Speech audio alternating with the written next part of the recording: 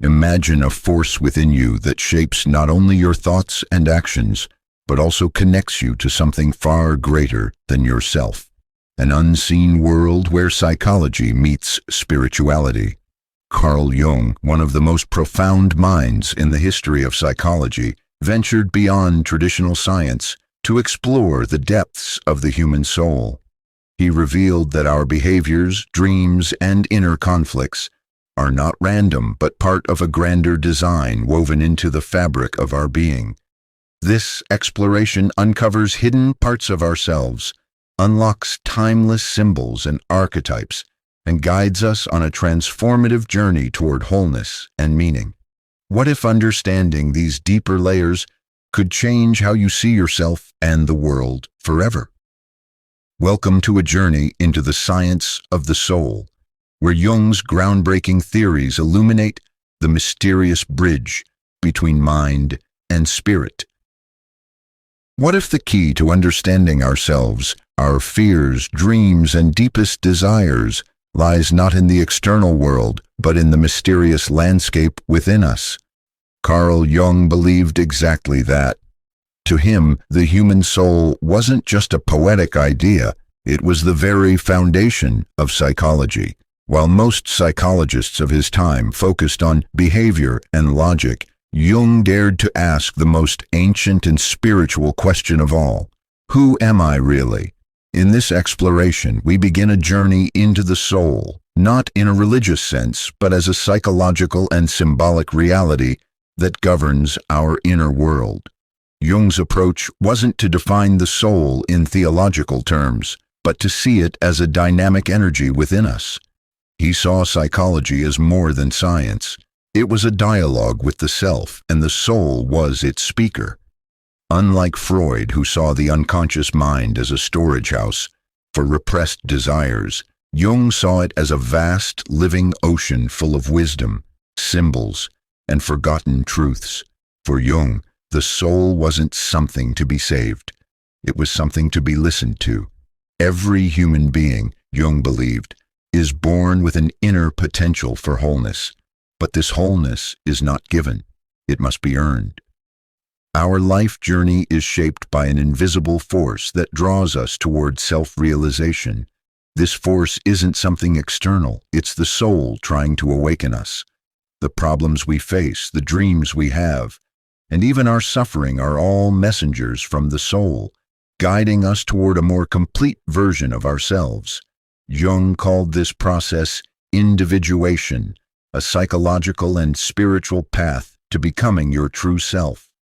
But to walk this path, we must face the parts of ourselves we usually avoid: our fears, shadows, contradictions, and longings. The soul demands honesty, not perfection. It requires us to look inward and ask difficult questions. Why do I repeat the same patterns? Why do I fear being alone? Why do I feel like something is missing? According to Jung, these aren't signs of weakness. They're invitations from the soul to go deeper. Science and spirituality may seem like opposites, but Jung believed they could be bridged. He wasn't trying to prove the soul's existence the way we prove gravity. Instead, he offered a symbolic language for the inner world: dreams, archetypes, myths, and synchronicities. He believed these were the fingerprints of the soul, showing up in our daily lives if we paid attention. A strange coincidence, a powerful dream, or a recurring symbol in your thoughts could all be signs that your soul is trying to speak. In many ways, Jung's greatest achievement was giving modern people a way to reclaim inner meaning without losing rationality. He respected science, but he also understood the human need for purpose, myth, and mystery. Jung taught that we are not just biological machines or products of culture. We are soul-driven beings seeking connection with something greater than ourselves, whether we call it God, the self, or the infinite. This journey into the soul isn't about escaping reality. It's about deepening it. It's not about finding all the answers, but learning to live the questions with greater awareness. The soul, for Jung, was a symbol of unity, a place where psychology and spirituality could meet without conflict. In a world obsessed with surface appearances and external achievements, Jung reminds us that true fulfillment comes from within. As we step into Jung's world in this video, we'll explore how he mapped the psyche, uncovered hidden truths about human behavior, and offered tools to reconnect with the most mysterious part of ourselves. Each concept we explore, like the shadow, the persona, or the archetypes, will help illuminate the path inward. Because to understand the soul, according to Jung, is not just to understand psychology, it is to understand what it means to be fully, deeply human. So as we begin, I invite you to pause and ask yourself, what is your soul trying to tell you? To understand Jung's groundbreaking ideas about the soul and human behavior, we first need to understand the man himself. Carl Gustav Jung wasn't just a psychologist. He was a seeker, a philosopher, and in many ways, a spiritual explorer disguised in the clothing of science. Born in Switzerland in 1875, Jung grew up surrounded by both religious tradition and deep personal mystery. His father was a Protestant pastor, and Jung was exposed early on to ideas of faith, spirit, and the invisible forces that shape human life. But rather than blindly accept religious teachings, Jung began questioning everything, especially the meaning of existence and the structure of the human mind. He studied medicine and psychiatry, and for a time worked closely with Sigmund Freud, the father of psychoanalysis. Freud saw Jung as his intellectual heir, but their relationship eventually fractured. Why? Because Jung refused to reduce the psyche to mere sexuality and repressed desires. He believed the human mind was far more complex and that it held a spiritual dimension Freud refused to recognize. Jung's break from Freud wasn't just a professional disagreement, it was a personal transformation. During this time, Jung experienced a deep inner crisis. He withdrew from public life and entered what he called a period of creative illness. He began journaling his dreams, visions, and symbols in what would later become known as the Red Book, a record of his descent into the unconscious and his journey back out. This wasn't a breakdown, it was a breakthrough. It was through this process that Jung discovered many of the ideas that would form the heart of his psychology. What made Jung unique wasn't just his brilliance, but his courage to venture into the unknown territories of the mind. He took seriously what most dismissed: dreams, myths, symbols, synchronicities. He traveled widely, studying tribal rituals in Africa, Eastern philosophies in India, and alchemical texts from the Middle Ages. He wasn't searching for religion in the traditional sense. He was searching for a universal language of the soul, something that transcended culture and time. Jung's approach to psychology was deeply human. He didn't see people as broken machines to be fixed, but as whole beings with hidden depths waiting to be discovered. He respected the mystery of the human condition. Where Freud saw pathology, Jung saw potential. He believed that symptoms like anxiety, depression, or nightmares were not just problems to eliminate, but messages from the unconscious, pointing toward a deeper imbalance or forgotten truth. One of Jung's most powerful contributions was the idea of the self, a larger, wiser part of us that guides our personal growth. He believed that within every individual lies the potential for wholeness, and the journey of life is about integrating all parts of ourselves, light and dark, conscious and unconscious, into one unified being. This lifelong process, which he called individuation, was both psychological and spiritual. It was the soul's journey to know itself. Despite criticism from more rigid scientific minds, Jung's work continued to influence a wide range of fields: art, literature, philosophy, religion, and even quantum physics. His ability to bridge the gap between science and spirituality gave people a new way to understand themselves, not as isolated egos, but as participants in a greater cosmic story. Even today, Jung's influence can be seen everywhere, from personality tests like the Myers-Briggs, based on his theories of psychological types, to the use of dream analysis in therapy, to the way we talk about archetypes in storytelling. But more than his theories, it's his attitude toward the human soul that continues to inspire. Jung gave permission to explore the inner world with curiosity, honesty, and reverence. He once said, "Your vision will become clear only when you can look into your own heart. Who looks outside dreams, who looks inside awakes." That single sentence captures the essence of who Jung was, a man not afraid to look inward, to question, and to guide others into the depths of their own being.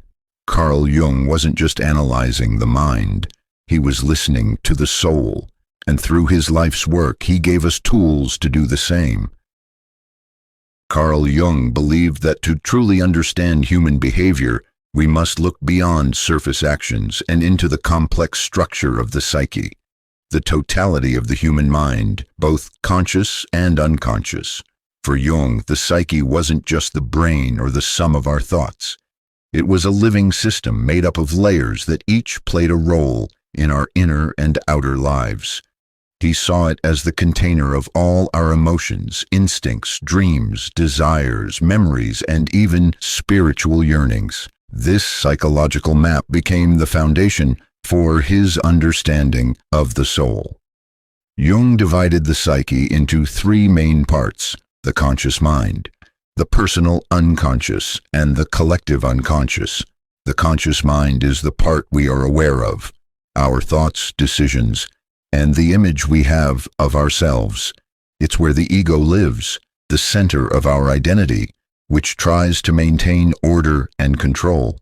But Jung warned that focusing only on the conscious mind was like trying to understand the ocean by just looking at the surface. Beneath that surface lies the personal unconscious, a vast realm containing all the forgotten, ignored, or repressed memories and emotions from our individual life. Here live the parts of ourselves we try to hide or forget, painful memories, unresolved conflicts, or emotional wounds. These are not gone. They influence our behavior silently, often showing up in dreams or emotional reactions we can't fully explain. But even deeper than that, Jung discovered something extraordinary: the collective unconscious. This is perhaps his most famous and misunderstood idea. The collective unconscious isn't personal. It's shared by all human beings, regardless of culture, language, or history. It's made up of universal patterns and symbols Jung called archetypes, images and energies that appear in myths, religions, dreams, and stories across all cultures. These archetypes, like the hero, the mother, the shadow, or the wise old man, shape our inner world and influence how we understand life itself. The psyche, then, is not just a place of logic or memories. It is a symbolic system. It's where ancient energies meet personal experiences to shape who we are. Every part of the psyche plays a role in our growth, but most people remain stuck in the ego, disconnected from the deeper truths within them. Jung believed that psychological suffering, anxiety, depression, confusion, is often a signal that the psyche is out of balance. It's a message that we are ignoring a part of ourselves that needs to be seen, heard, and integrated. For example, someone who always tries to appear strong may be hiding deep vulnerability in the personal unconscious. Or someone stuck in patterns of self-sabotage may be influenced by a powerful shadow figure from the collective unconscious. These hidden forces shape our behavior from the inside out, often without our awareness. Jung's work helped people recognize these influences, not as flaws, but as opportunities to grow. Another key part of the psyche is the self. Not the ego, but a larger guiding presence within us that seeks wholeness. Jung believed that the self is the true center of the psyche, a kind of inner compass that calls us to grow, evolve, and become fully ourselves. The journey to connect with the self is the soul's path, what Jung called individuation, and it requires us to explore every part of the psyche, not just the pleasant or acceptable ones. Jung didn't just study the psyche, he lived in it. He used his own dreams, visions, and emotional struggles as tools to map this inner terrain. His work teaches us that the psyche is alive. It speaks in symbols, it dreams in images, it hides truths and reveals them when we're ready. To explore the psyche is not just an academic task. It is a sacred journey into the heart of what makes us human. In a world that often encourages us to look outward for validation and meaning, Jung's vision of the psyche invites us to turn inward, to listen to the whispers of the unconscious, and to trust that even our darkest feelings carry the seeds of transformation. He gave us not just a theory, but a map to navigate the soul's landscape, a map that remains as relevant today as it was 100 years ago. At the core of Carl Jung's psychology is a powerful idea that we are not entirely aware of who we are. Most of our thoughts, behaviors, reactions, and emotions are shaped not by the conscious mind, but by the unconscious, the vast hidden dimension of the psyche. To Jung, understanding human behavior meant understanding the relationship between consciousness and the unconscious. Only then could we begin to make sense of the patterns in our lives. Let's start with consciousness. This is the part of the mind we usually identify with, the I that thinks, plans, decides, and acts. It's the realm of awareness, reason, and control. Our ego lives here, creating a sense of self and helping us navigate the outer world. But Jung warned that consciousness is only a small island in the vast ocean of the psyche. Most of our inner world remains below the surface. That hidden world is the unconscious. And it's not just a place of forgotten memories or suppressed feelings. For Jung, the unconscious is alive. It contains powerful energies, symbols, dreams, instincts, and potentials that can either support or sabotage us. He saw it as a guiding force, not just a storage space for old emotions, but an active player in our journey toward growth and wholeness.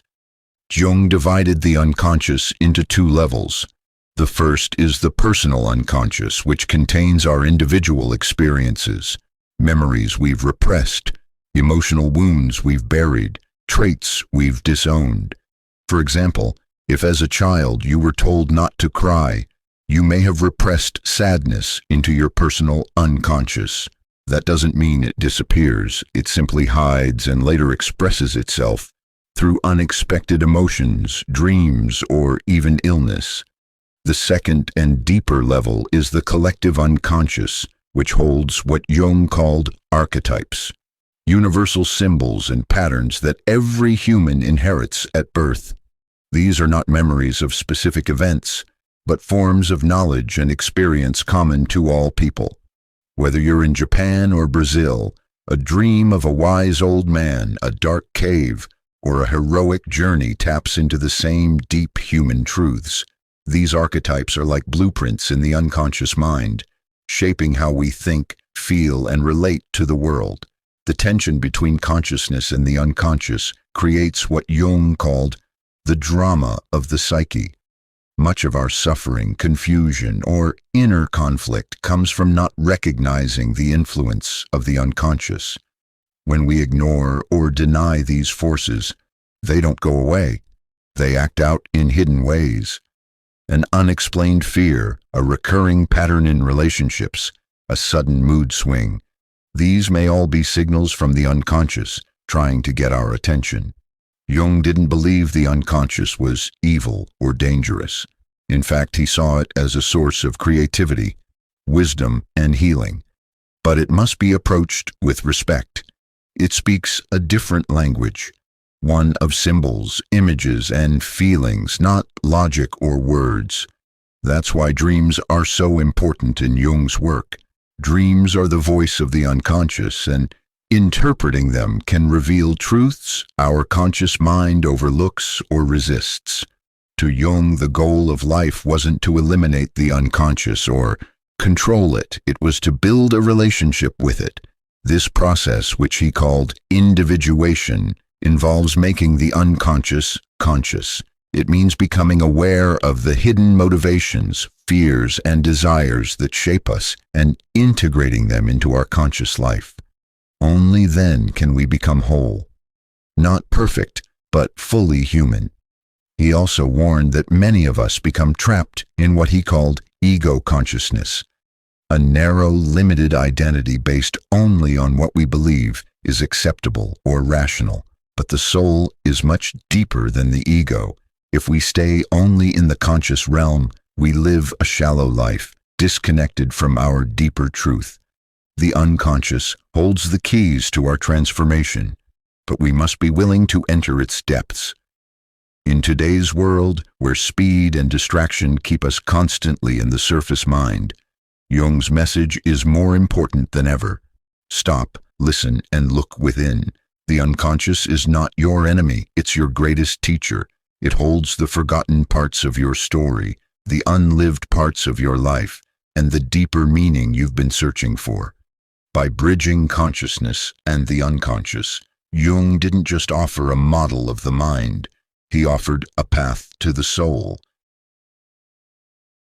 Carl Jung believed that one of the most important steps in personal growth is to confront what he called the shadow. This is not some mystical force or external evil. It is the hidden part of ourselves, made up of the traits, desires, and memories we deny, reject, or ignore. The shadow is everything we don't want to be, but still are.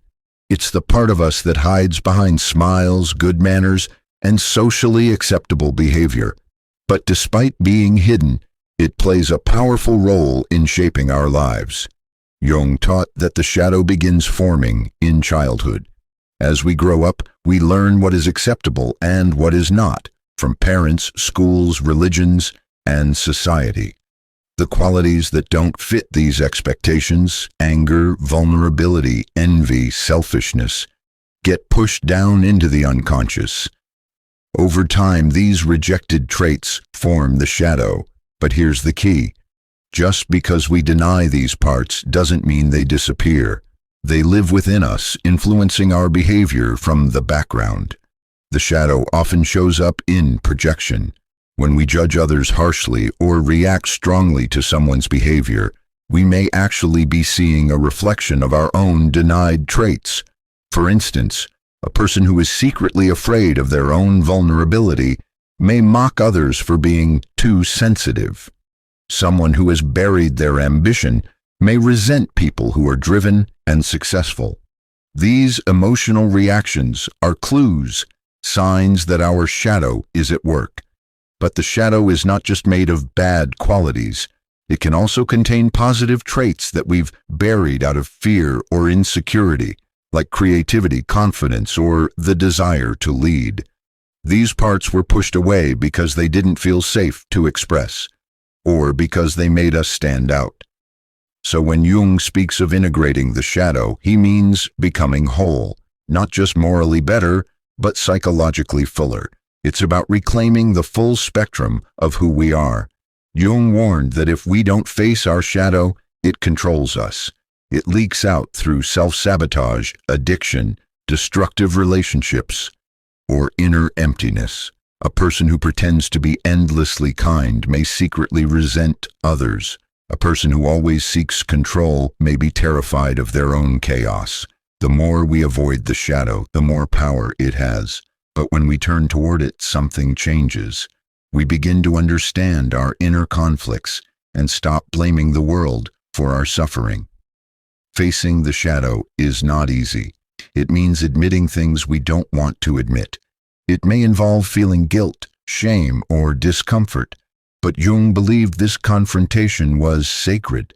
He called it the apprentice piece of the individual's life, the first and necessary task of becoming a true adult, not just in age, but in soul. He believed the shadow, once acknowledged, could become a great source of energy, creativity, and strength. Jung often used myths and stories to explain this. In many hero journeys, the hero must enter the underworld or face a monster. That monster is the shadow. It's our repressed fears, instincts, and truths. And just like in those stories, the shadow is not meant to be destroyed. It must be understood and integrated. Only then does the hero return stronger, wiser, and more whole. Jung also saw the shadow on a collective level. He believed that societies and cultures have shadows too. When a group denies its flaws, those denied traits can erupt in violence, scapegoating, or hatred. He witnessed this firsthand in the rise of fascism and war. Jung urged both individuals and communities to look inward and confront their collective shadows before projecting them onto others. So how do we work with our shadow? Jung suggested paying attention to dreams, emotional triggers, and the parts of ourselves we dislike or fear. Shadow work requires honesty, courage, and a willingness to sit with discomfort. It's not about becoming someone else. It's about becoming who we really are, beyond the masks and defenses. The shadow, then, is not our enemy. It is our teacher. It shows us what we've rejected, what we fear, and what we need to heal. By meeting the shadow, we don't become darker. We become brighter because we stop living in fragments and start living as whole human beings. For Jung, this was the soul's work, the true spiritual path, not to rise above our darkness, but to walk through it with awareness, acceptance, and heart. Carl Jung's idea of archetypes is one of his most fascinating contributions to psychology and a cornerstone of his belief that the human soul is guided by ancient universal forces. Archetypes are not specific memories or learned images. Instead, they are timeless patterns, deep psychological blueprints that live in the collective unconscious, shared by all humans regardless of culture, background, or era. They shape how we see the world, how we relate to others, and even how we understand ourselves. Imagine you've never read a fairy tale, yet you still recognize the idea of a hero going on a journey, a wise mentor, or a dark villain. Or think about how across all cultures we see similar themes: the nurturing mother, the rebellious youth, the wounded healer. These recurring characters and storylines are not accidental. Jung believed they arise from the collective unconscious through archetypes, psychological energies that express themselves in dreams, myths, religions, and art. There are many archetypes, but Jung focused on a few key ones. The self. This is the center of the psyche and the symbol of wholeness. It represents the full integration of all aspects of a person. The goal of individuation. It's the soul's deepest essence and the guiding force behind personal transformation. The persona.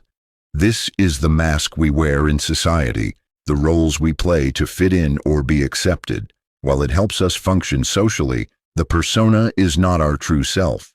If we over-identify with it, we become disconnected from our inner life. The shadow. As explored earlier, this is the hidden side of ourselves, the qualities we reject or repress. The shadow holds both negative and positive traits and is vital for personal growth. The anima and animus. These are the inner feminine, anima, in men, and the inner masculine, animus, in women. They represent the opposite gender qualities we carry within us. Integrating these helps us develop emotional depth and balance. The hero.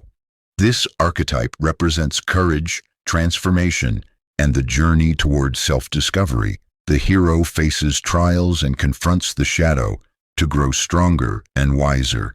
The wise old man, woman, a symbol of guidance, wisdom, and insight, often appearing in dreams or stories as a mentor figure.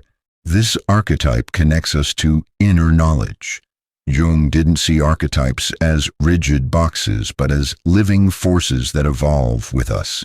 They influence our emotions, relationships, dreams, and decisions, even if we're not aware of it.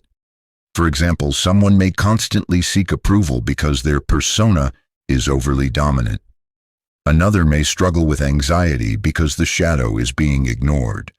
Or someone might repeatedly fall in love with people who reflect their unintegrated anima or animus.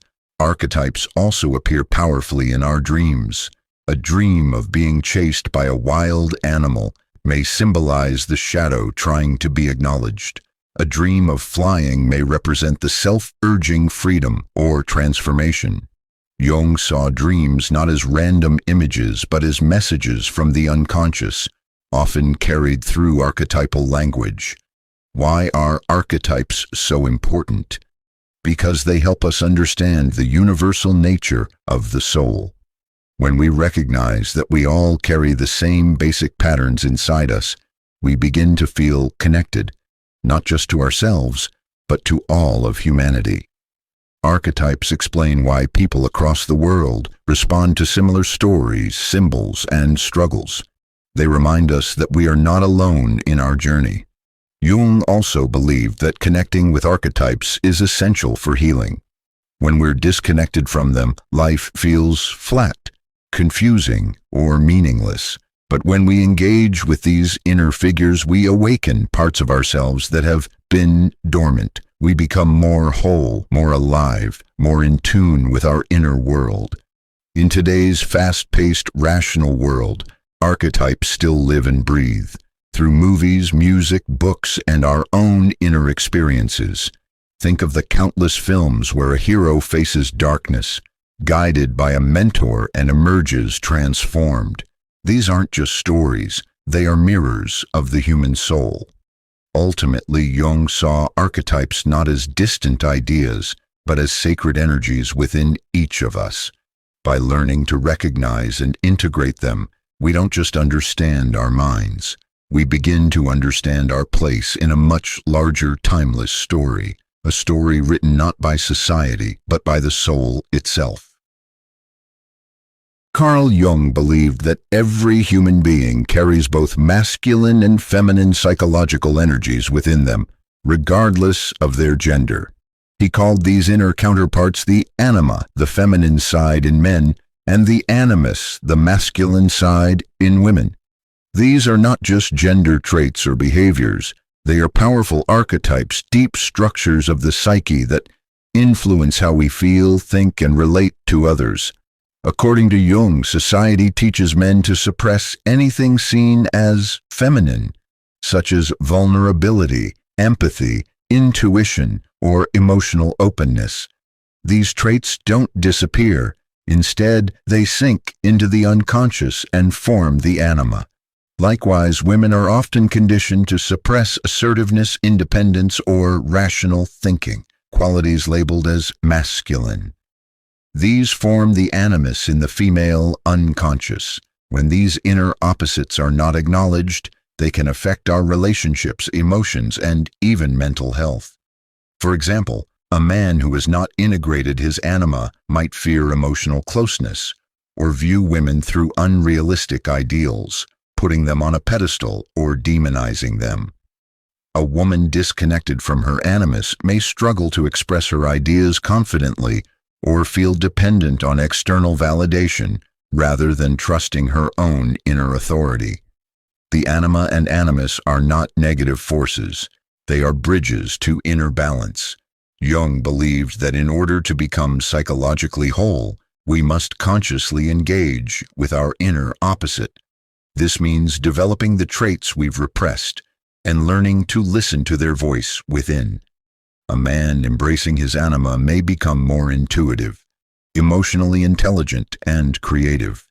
A woman integrating her animus may discover inner strength, clarity of thought, and purpose.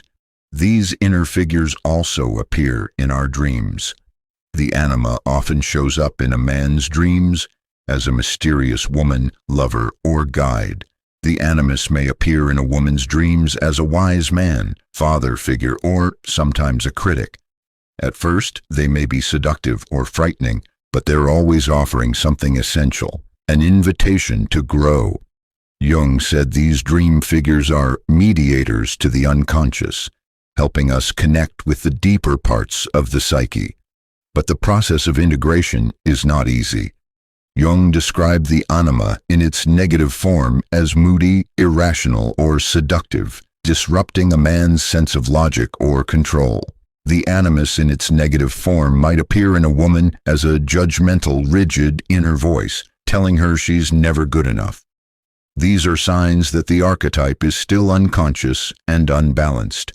The task then is not to eliminate these traits, but to make them conscious, to humanize them, and to form a relationship with them. This means learning to feel without fear, to express strength without aggression, and to appreciate both reason and emotion in ourselves and others. Jung called this process individuation, the journey toward becoming a fully developed person. In relationships, the anima and animus also play a major role. Often, we fall in love not just with the person in front of us, but with the projection of our inner opposite. A man might project his anima onto a woman, believing she is the answer to all his emotional needs. A woman might project her animus onto a man, expecting him to be the ideal protector or guide. These projections can create intense attraction, but also disappointment, because no one can live up to an unconscious fantasy. That's why Jung believed that real love and intimacy only become possible once we reclaim these projections and recognize them as part of ourselves. When we stop looking for the missing piece outside and start finding it within, our relationships become more grounded, honest, and meaningful. The anima and animus remind us that we are not meant to live in extremes. We are not only rational or only emotional, not only soft or only strong. Wholeness comes when we embrace the full range of human experience. These inner figures guide us to balance, helping us understand that the soul contains both light and dark, masculine and feminine, logic and intuition. In a world that often forces us into rigid identities, Jung's insight is both liberating and healing. To meet your anima or animus is to discover a hidden part of yourself, one that longs to be heard, respected, and integrated. And when you do, you don't just become more balanced, you become more human, more alive, and more complete.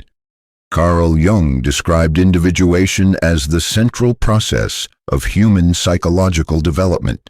It's the journey we all undertake, not just to become a better version of ourselves, but to become whole, fully integrated beings.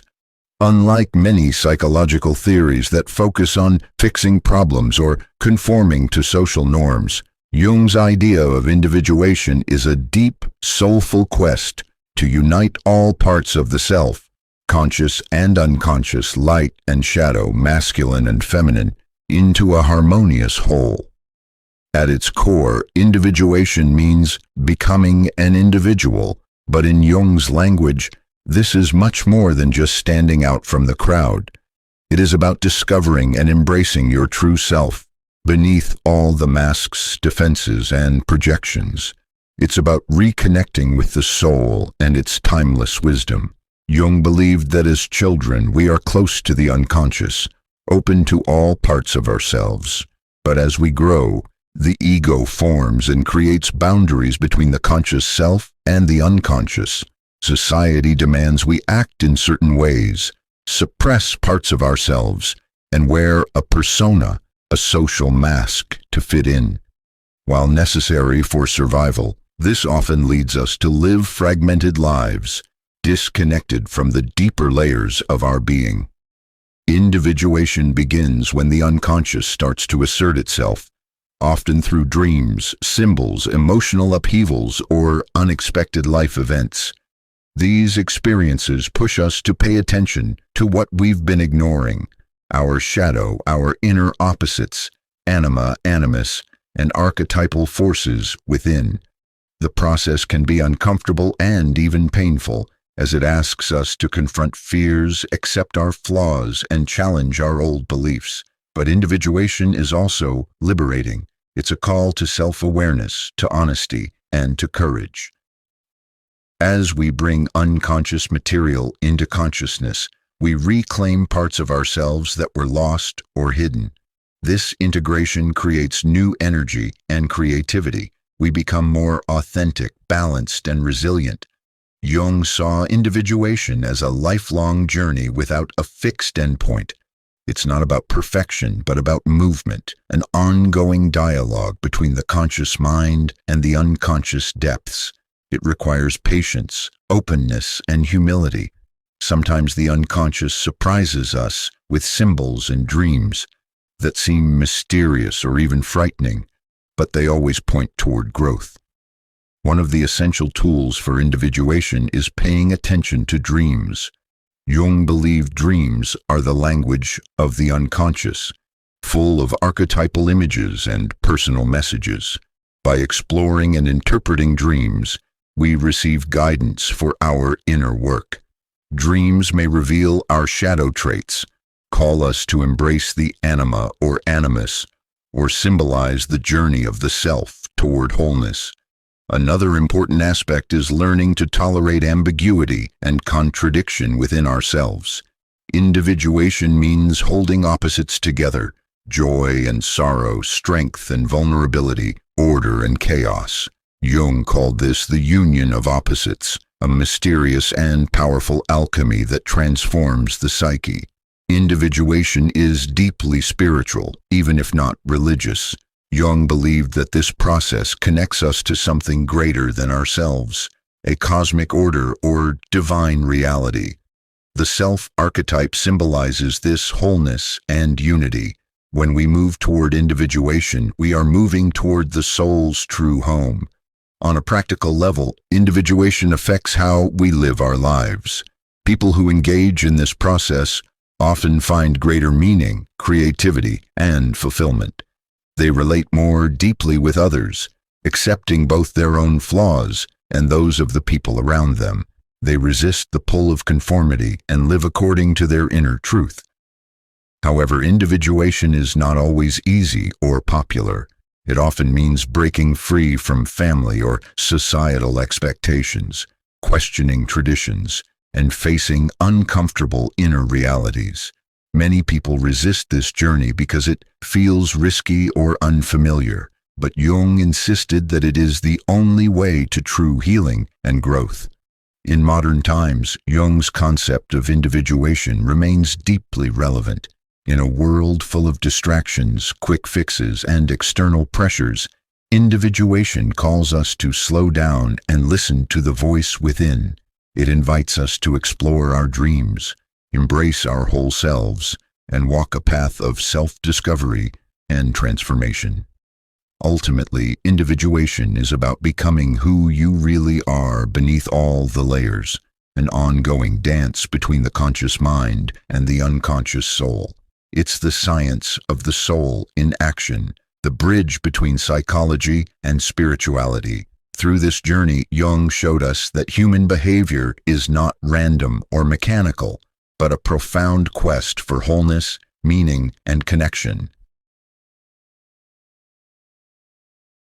One of Carl Jung's most intriguing and mystical contributions to psychology is his concept of synchronicity, the experience of meaningful coincidences that seem to defy explanation by ordinary cause and effect. Unlike typical events which happen due to clear causes, synchronicities connect our inner world with outer events in a way that feels deeply significant and purposeful. They are moments when the universe appears to be speaking directly to the soul. Jung first developed the idea of synchronicity through his collaboration with the physicist Wolfgang Pauli, who was exploring the mysterious world of quantum physics. Jung realized that sometimes events align in such a way that their connection is not causal but meaningful. For example, a person might dream of a rare symbol or animal, and then encounter that symbol or animal in real life at a significant moment.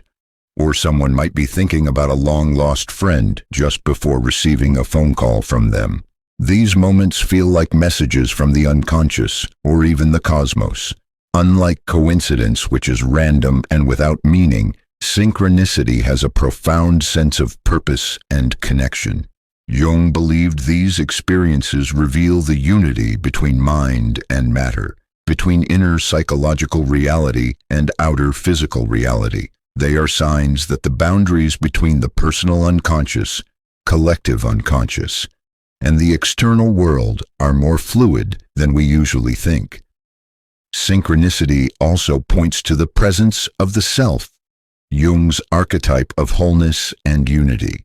When we experience synchronicity, it's often at moments of personal growth, crisis, or transformation, times when the unconscious seeks to guide us or confirm that we are on the right path. These events can offer comfort, insight, or a sense of destiny, helping us trust the mysterious unfolding of our lives. For Jung, synchronicity was a bridge between psychology and spirituality. It challenged the purely materialistic view of the universe by suggesting that meaning and purpose exist beyond cause and effect logic. This idea resonates with ancient spiritual traditions that speak of signs, omens, and divine guidance. Synchronicity invites us to pay attention to the symbolic language of life and to trust that even random moments can hold profound wisdom. People often experience synchronicity during intense inner work, such as individuation or confronting the shadow. For example, a person struggling with a difficult decision might see repeated symbols related to that choice, or encounter people who unexpectedly offer guidance. These moments feel like the unconscious stepping in to communicate and support. Jung emphasized that synchronicity is not superstition or magical thinking. It is a psychological phenomenon grounded in the dynamics of the unconscious. It encourages us to look for meaning rather than mere chance, and to recognize that the psyche and the world are interconnected in mysterious ways. In everyday life, paying attention to synchronicity can deepen our awareness and spiritual connection. It teaches us to be open to surprises, to notice patterns in our experiences, and to see ourselves as part of a larger, meaningful whole. It can also inspire humility, reminding us that we don't control everything and that life has its own wisdom. Modern psychology and science have explored similar ideas, such as meaningful coincidences or intuitive insights. But Jung was one of the first to give these experiences a serious theoretical framework. His work encourages a balanced approach, neither dismissing synchronicity as mere coincidence, nor accepting it blindly, but exploring it as a doorway to deeper understanding. Ultimately, synchronicity reveals that human behavior and experience cannot be fully understood by logic or reason alone. There is a subtle, mysterious dimension to life, where mind and matter, inner and outer, connect in ways that point to a larger spiritual reality. For Jung, this was part of the science of the soul, the profound, living connection between psychology and the sacred. Carl Jung's concept of the shadow is one of the most powerful and transformative ideas in psychology. The shadow represents the parts of ourselves that we reject, deny, or hide, those thoughts, feelings, desires, and impulses that we find unacceptable or shameful. But the shadow is not just about darkness or negativity. It is a complex, vital part of the psyche that holds both the bad and the good that we fail to recognize. From early childhood, society and family teach us what is right and wrong, what is acceptable and unacceptable. In this process, we learn to suppress certain traits to fit in: anger, jealousy, selfishness, vulnerability, or even creativity and spontaneity. These suppressed qualities do not disappear. They retreat into the unconscious and form the shadow. It is like a hidden room inside the soul where all that is denied resides. Jung believed that everyone has a shadow. It is universal and personal at the same time. It contains all the qualities we don't want to admit, but also aspects of ourselves that, if embraced, can bring strength and vitality. For example, the shadow may hold creative impulses that were discouraged, or the courage to stand up for oneself, buried beneath years of conformity. The shadow often shows up in our behavior in unexpected ways. Through projections, we may intensely dislike or criticize certain traits in others because those traits are reflections of our own shadow. For instance, if someone reacts with anger toward a colleague's arrogance, it might be because they are unconsciously struggling with their own pride. Recognizing this is the first step toward integrating the shadow. Jung taught that shadow work, the process of bringing the shadow into consciousness, is essential for psychological growth and healing. This involves honest self-examination, courage, and self-compassion. It's not easy because it requires facing parts of ourselves that we'd rather ignore or deny, but by accepting the shadow, we gain power over it. Instead of being controlled by unconscious impulses, we make conscious choices.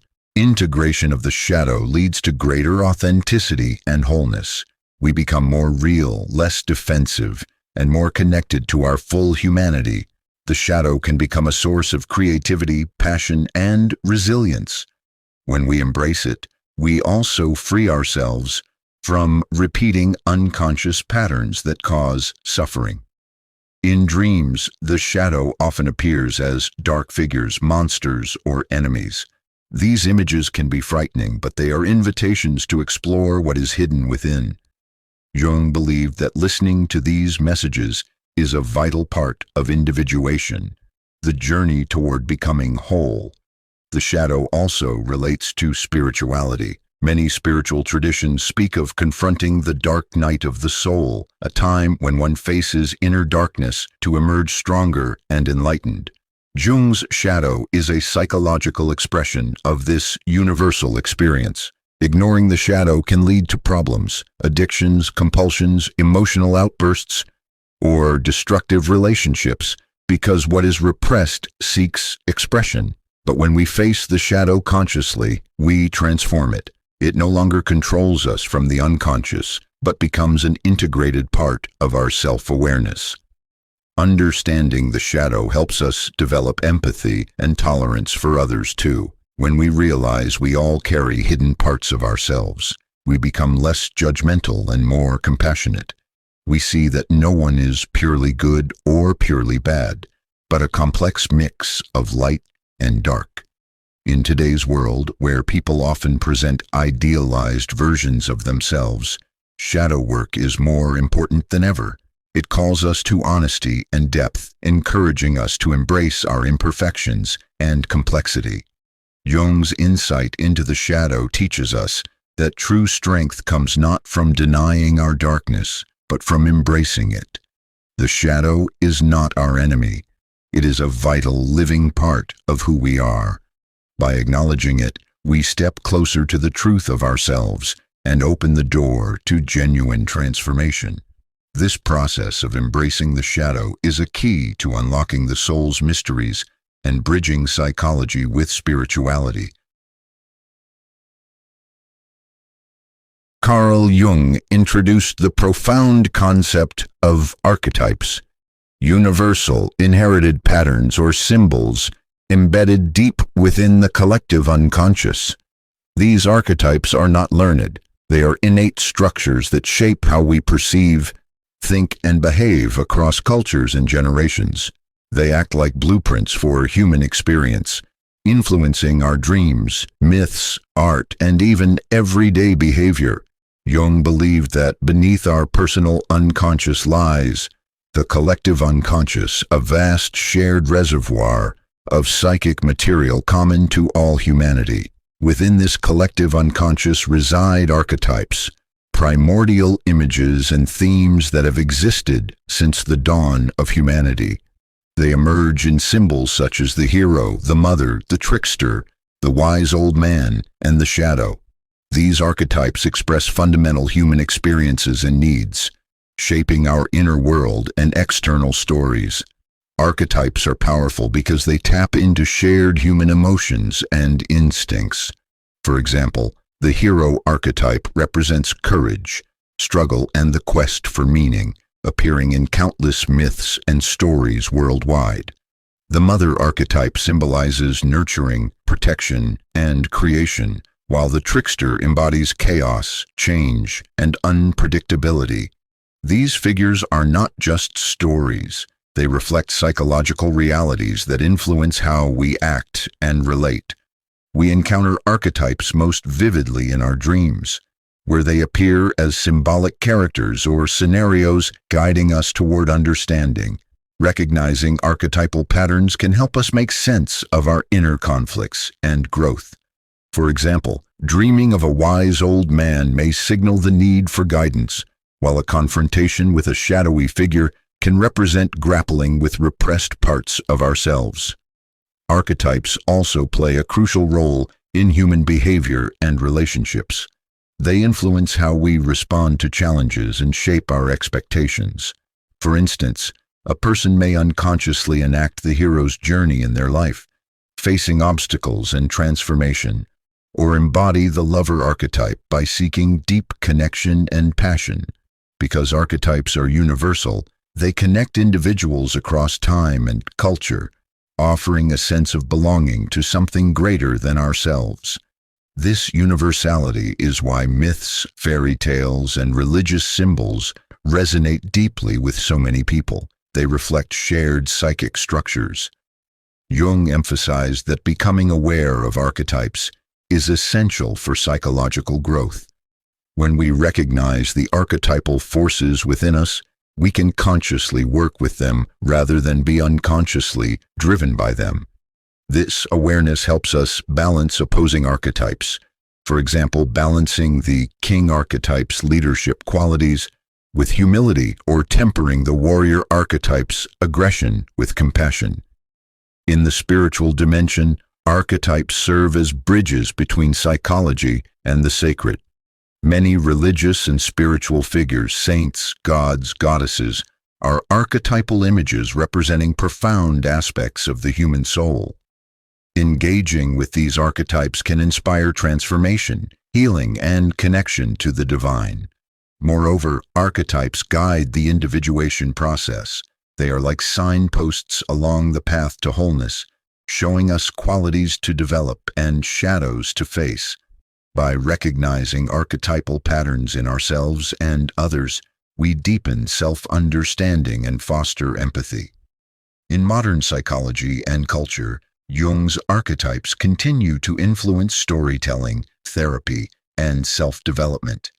They remind us that human behavior is shaped by timeless forces beneath the surface, connecting personal experience with collective wisdom.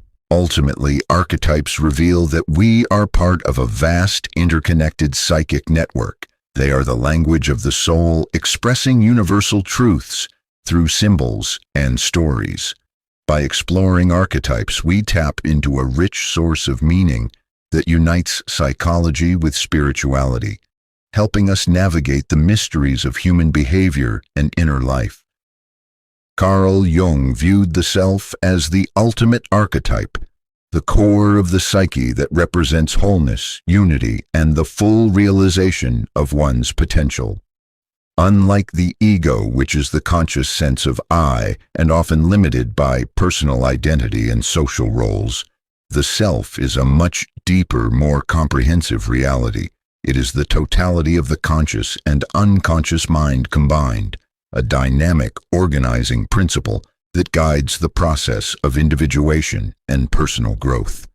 The self is symbolized in many cultures by images such as the mandala, a circular pattern representing wholeness and cosmic order, or by sacred figures that embody balance and integration. These symbols appear in dreams, art, and mythology, reflecting the universal human longing to be complete and connected with something greater. Jung believed that the journey of life is essentially a journey toward discovering and realizing the self. This involves integrating all aspects of the personality, the conscious ego, the shadow, the anima, animus, and various archetypes, into a harmonious whole. The self is not something we get once and for all, but a living process that unfolds over time through experience, reflection, and inner work. Encountering the self often feels like a profound awakening or a deep sense of peace and authenticity. It brings a new perspective where opposites, such as light and dark, masculine and feminine, life and death, are held together in balance. This unity transcends ego conflicts and personal limitations, offering a sense of inner freedom and connection. The self also represents the spiritual dimension of human existence. Jung saw it as the point where psychology meets spirituality, where the personal journey intersects with universal meaning. Many spiritual traditions describe similar experiences as enlightenment, union with the divine, or awakening to the true nature of the soul. Jung's self bridges these ancient truths with modern psychology. In practical terms, moving toward the self means embracing complexity and uncertainty. It requires courage to face the unconscious, honesty to acknowledge one's flaws, and openness to growth.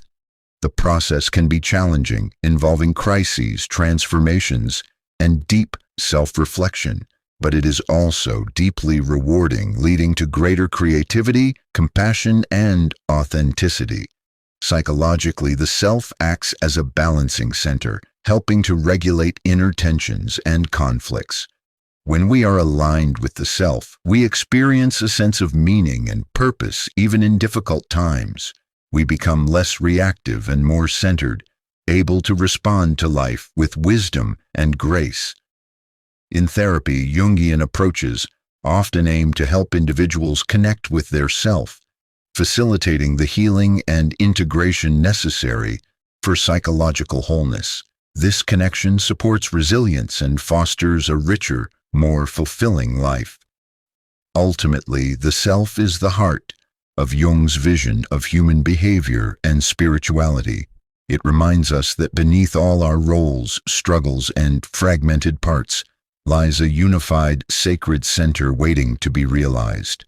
The science of the soul, in Jung's view, is the unfolding journey toward this profound inner wholeness, a journey that transforms us into complete human beings, deeply connected with ourselves, others, and the universe.